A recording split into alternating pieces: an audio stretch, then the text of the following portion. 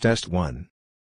You will hear a telephone conversation between the organizer of a park run and a woman who wishes to take part in the run. First, you have some time to look at questions 1 to 6.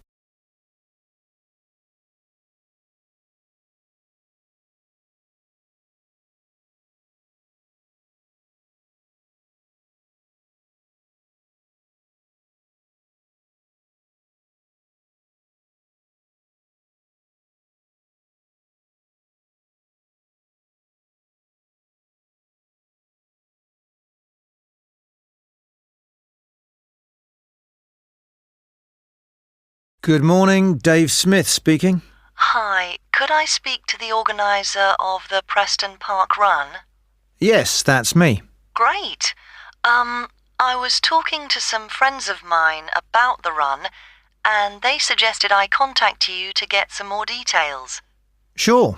What would you like to know? Well, they said it takes place every Saturday. Is that right? Yes, it does. Okay, great. Do you know where the park is? Oh, yes, I've been there before, but it's quite big and I'm not sure where to go.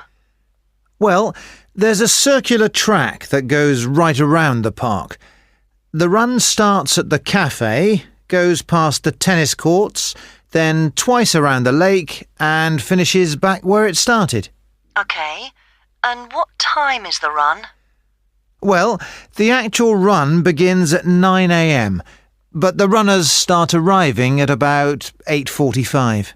Okay, so I need to get up early Saturday morning then.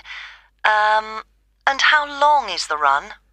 Well, it used to be 3 kilometres, but most people wanted to do a bit more than that, so we lengthened it to 5 kilometres.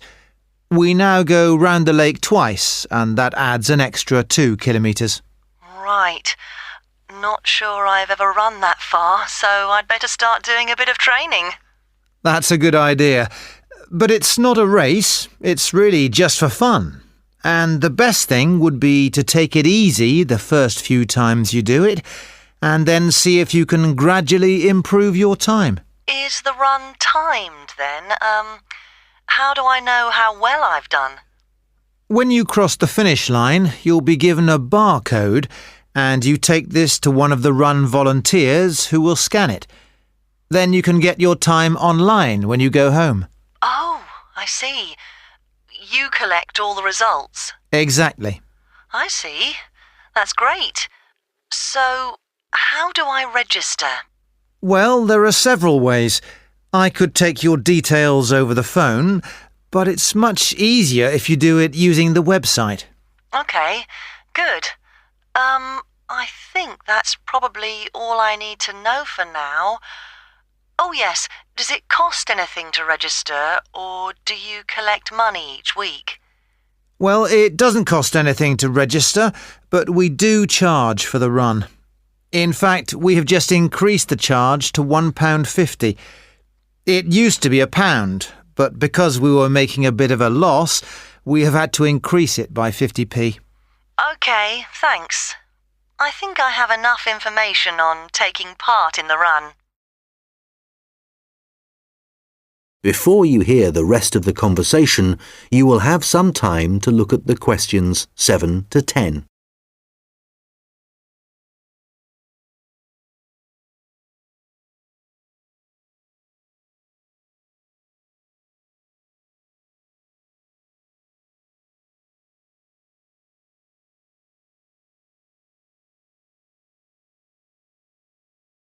Now listen and answer questions 7 to 10. You mentioned volunteers.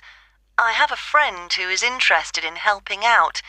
Can you give me some details so I can pass them on to her? Sure. Well, you need to ask your friend to contact Pete Morn. He manages all the volunteers. Okay. I didn't quite catch his surname. Was it Morn? M-O-R-N? No, just a bit more complicated. It's M-A-U-G-H-A-N.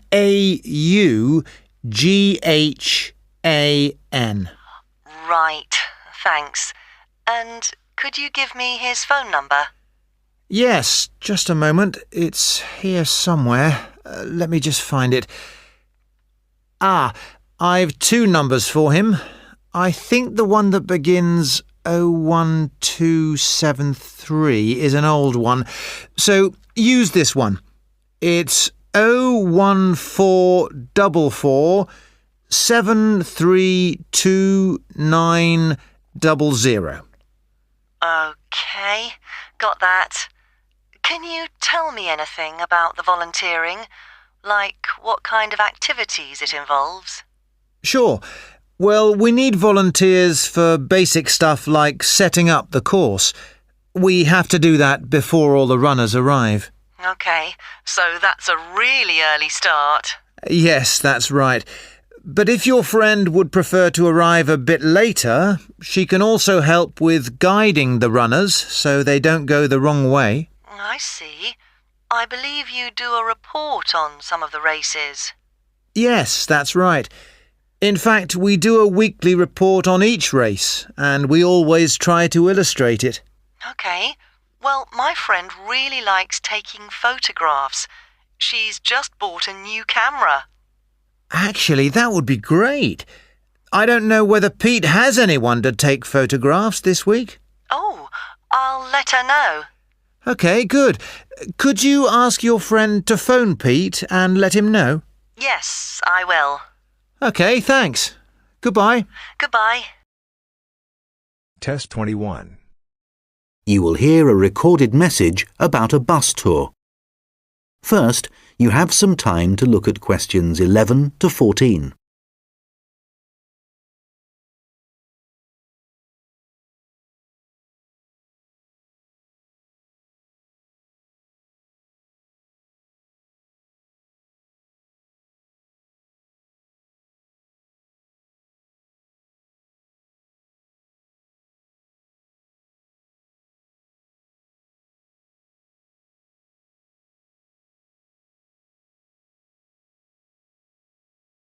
Thank you for calling the phone line for the Pacton-on-Sea bus tour.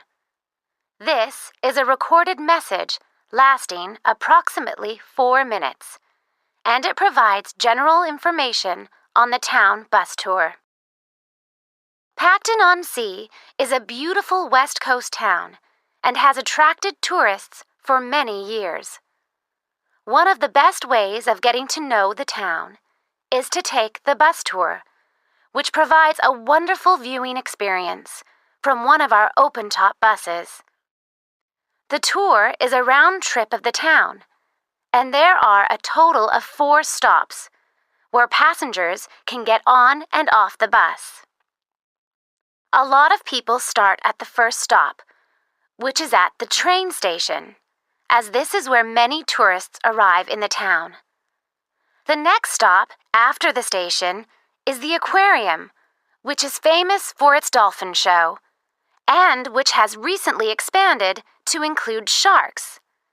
This is well worth a visit and is very reasonably priced. Leaving the aquarium, the bus tour goes along the coast road and after a few kilometers comes to the old fishing village, where you can get off to stroll along the waterfront.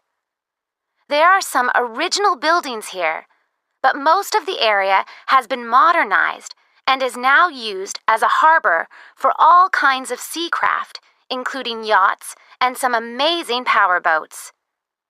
The tour then heads off to the last stop, and this is where most of the shops are. So for those of you keen to do a bit of shopping, this is the place for you.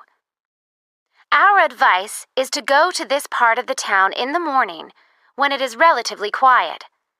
It does get very busy in the afternoons, especially at the height of the season.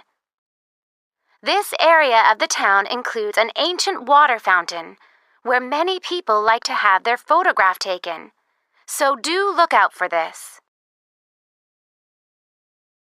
Before you hear the rest of the conversation, you will have some time to look at the questions 15 to 20.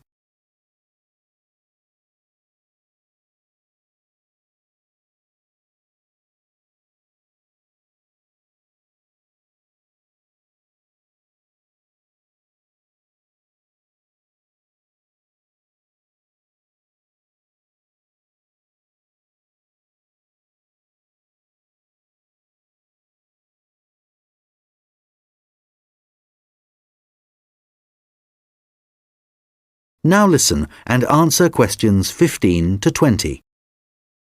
Now, some details of the costs and timings. A family ticket, which includes 2 adults and up to 3 children, costs $30. An adult ticket costs $15. Children under the age of 15 are $5, and student tickets are $10 as long as you have a student card. All tickets are valid for 24 hours, which means that you can get on and off the bus as many times as you like within a 24-hour period. So you could, for example, start the tour in the afternoon and complete it the following morning. The first bus of the day leaves the station at 10 a.m., and the last one of the day leaves at 6 p.m. Buses leave every 30 minutes, and each tour takes a total of 50 minutes. There are many attractions at each of the stops, so wherever you get off the bus, there will be plenty to do. The bus tour tickets do not include entrance to any of these attractions apart from the museum, which is located near the aquarium. Some buses have local guides who will point out places of interest and will provide information on the town. However, we cannot guarantee that every bus will have a guide, and so we also have an audio commentary that has been specially recorded for the bus tour by the tourist office. Headphones are available on the bus, and these are easy to operate. There is no extra charge for these. Just plug in, select the required language, and adjust the volume. Due to the winter months being rather cold and wet in Pacton-on-Sea, the bus tours only operate from March to September. The weather is usually warm and sunny during these months, so remember to bring some sun protection, especially on hot days. And of course, it does occasionally rain here in the summer, so if the weather looks bad, remember to bring some rainwear. The bus tours are available no matter what the weather. At the height of the summer, the tours can get very busy, so you are advised to book. You can book tickets online, over the phone, and also at the station, and at any of the other tour stops. When booking over the phone, you can collect your tickets at any of the stops at the start of your tour. When you do it online, you can print your e-ticket, which you must remember to bring with you. Thank you for calling the Pacton-on-Sea phone line, and we look forward to seeing you soon on one of our tour buses. Test 41. You will hear a conversation between an admissions officer and a manager from the university's technologies department. First, you have some time to look at questions 21 to 26.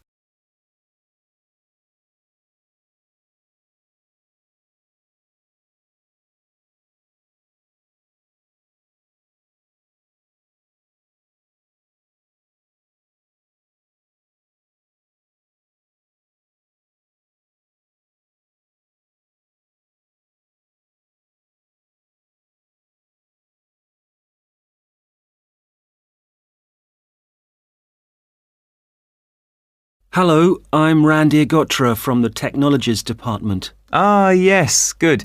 I'm Dave Hadley. Thanks for coming to see me. That's okay. I believe you want us to do some work for you. Yes, that's right. I'm responsible for student admissions to the college, and I use a computer system to help process student enrolments and to do the timetabling. But it really doesn't suit the way we work these days. It's over 10 years old, and although it was fine when it was first introduced, it's just not good enough now. Okay, what problems are you experiencing? Well, 20 years ago, the college was quite small, and we didn't have the numbers of students or tutors that we have now. So the system can't handle the increasing volumes? Well, there's a lot more data now, and it sometimes seems the system has crashed, but in fact, it just takes ages to go from one screen to the next. Right. Is that the only problem? Well, that's the main one, but there are others. In the past, doing the timetabling was quite simple, but now we have a lot more courses, and what's made it complicated is that many of them have options. Right, but the system should allow you to include those. Well, no, it doesn't. It was supposed to, and a few years ago we did ask someone from the technologies department to fix it, but they never seemed to have the time. Are there any other issues with the system?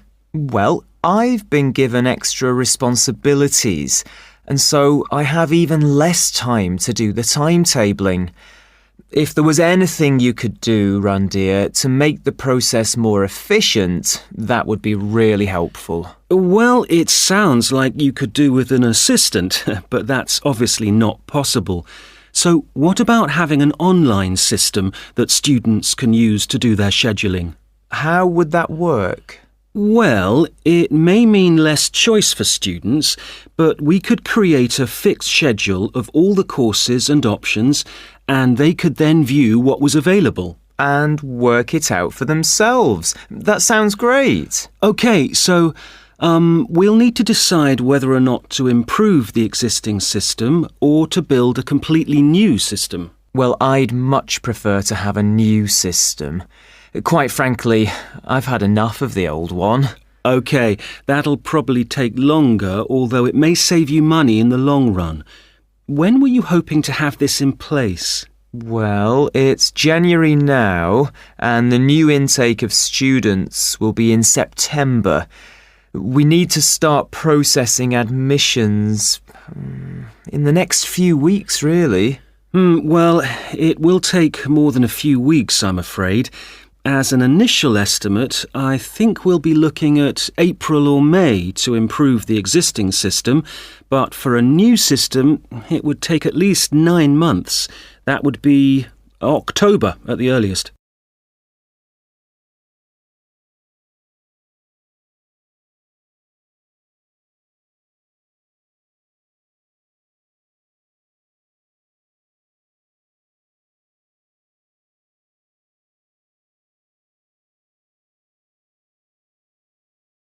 Now listen and answer questions 27 to 30. What are the next steps if we are to have a new system? Well, the first question is, do you have support from your senior management? Yes, I've already discussed it with them, and they're also keen to get this work done. OK, because I was going to say that's the first thing you need to do, and without that we can't go ahead. Yes, I've done that. That's good.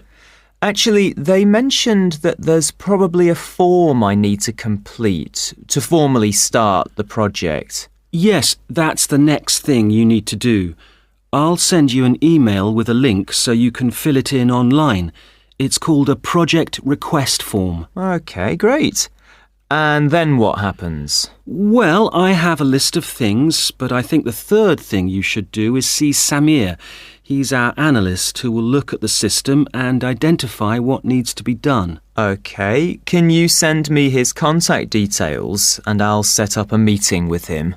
OK, that's good. So we should soon be able to get a team together to start the work. Some members of our team work in different locations, so it's not easy to have face-to-face meetings. That's OK. I'm used to having conference calls, providing they're not late at night. Right, so I'll send you details of the team, and if you could set up a call, that would be great. OK, I'll do that. Thanks. Test 61. You will hear a lecture about how the production of ceramics, such as plates, pots and glass, first began. First, you have some time to look at questions 31 to 40.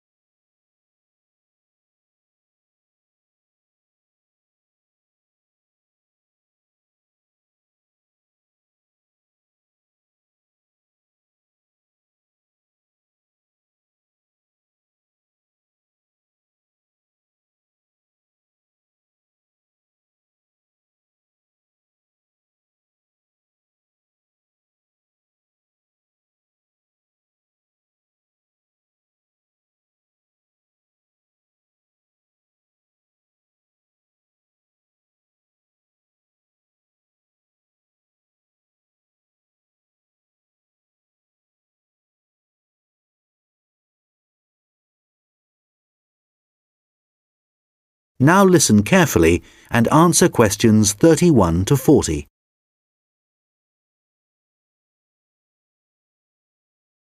Hi everyone. Today I'm going to be talking about the origins of ceramics. So first of all, let's start off with, what is a ceramic? Well, generally speaking, ceramics are what you get when you apply heat to certain inorganic, non-metallic solids and then allow them to cool. And examples of ceramics are everyday things like earthenware pots, crockery, glassware, and even concrete. So how did it all begin? Well, it all started around 29,000 years ago, when humans discovered that if you dig up some soft clay from the ground, mould it into a shape, and then heat it up to a very high temperature, when it cools, the clay has been transformed into something hard and rigid. And so what did those first humans do with their discovery? Well, they created figurines, which were small statues and which depicted animals or gods or any shape that the clay could be moulded into. And all this activity was centred around southern Europe, where there is also evidence of ceramics that were created much later. The early humans also found a practical use for their discovery, such as storing things like grain, although there were drawbacks. The pots were porous, so that although they could carry water in them, it wasn't possible to store it over a long period. And also they were quite brittle and shattered very easily if they were dropped. But despite these problems, it was many thousands of years before there were any improvements. In China, at around 200 BC, they discovered that by adding minerals to the clay, they could improve both the appearance and the strength of the ceramics. But it took nearly 1,000 years before they perfected the process to produce high-quality ceramics known as porcelain. And once they had perfected the process, they kept it a secret for another 1,000 years. Compared to the first ceramics, porcelain was lighter, finer, harder, and whiter, and became an important commodity in China's trading with the rest of the world for hundreds of years. In fact, it became so valuable that it was known as white gold, and spies were sent to China to discover what they did to the clay to produce such high-quality merchandise. It wasn't until the 18th century that the secret began to unravel. A German alchemist called Johann Friedrich Böttger was asked by the king to make gold out of lead. Unfortunately, Böttger failed to achieve this and soon gave up. But in order to please the king, he attempted to make high-quality porcelain. And after many years of experimentation, he discovered that by adding quartz and a material called China stone to very high-quality clay, he managed to get the same results that the Chinese had been achieving for the last 1,000 years.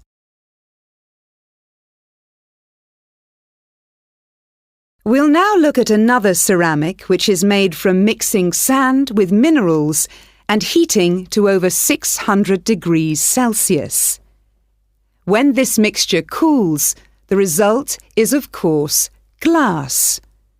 The main difference between ceramics made from clay and glass is that clay is made up of crystalline plates which become locked together in the cooling process, whereas glass cools too quickly for crystals to form. Apart from that, the process of heating up naturally occurring materials to transform them is the same.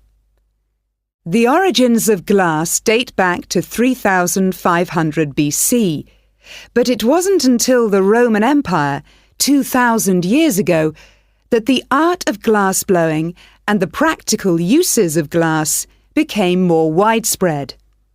One of the more innovative uses was to use it in windows, as up until then they had just been holes in walls. It must have been very drafty in those days.